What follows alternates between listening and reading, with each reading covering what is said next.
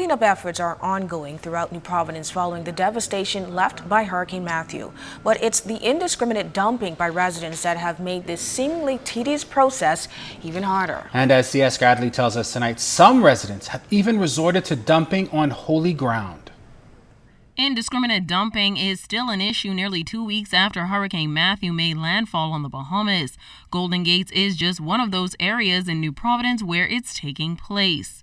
Pastor Trent Davis of Golden Gates World Outreach Ministries says it becomes even more vexing when it's happening outside of the church. Somehow the word has gotten out that you can take all of your refuge and dump it anywhere that there's an open field.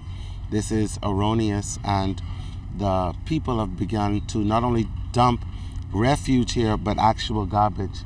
You can't smell it through your TV, but the stench that is out here is already mounting.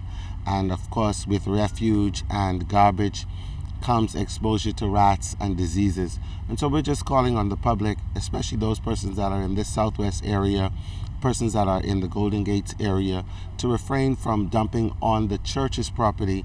Given the destruction left in Matthew's wake, Pastor Davis says he sympathizes with those residents who have lost everything and are forced to start over. However, he says it's no excuse for residents to adopt such nasty habits. Team coordinator for Golden Gates Hurricane Restoration, Inspector Theodore Campbell, echoing those sentiments and stressed that this act is illegal. This is going to cause the entire community at large to not be clean, green, and pristine. So I appeal to all the members of the Golden Gates community, as well as all the members of all the communities throughout New Providence and the entire Bahamas. Please, let's not practice indiscriminate dumping in order to keep our country, our great Bahama land, as clean as possible. Meantime, Inspector Campbell is encouraging residents to use the dumpsters placed throughout the communities to ensure that all debris is removed and that residents in need receive assistance desired. C.S. Scatterly is ZNS Network News.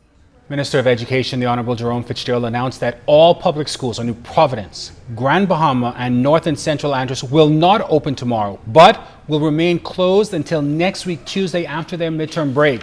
The lack of power at many of these schools helped to guide that decision to keep these schools closed, as many require power for lights, computers, and in many cases, water supply.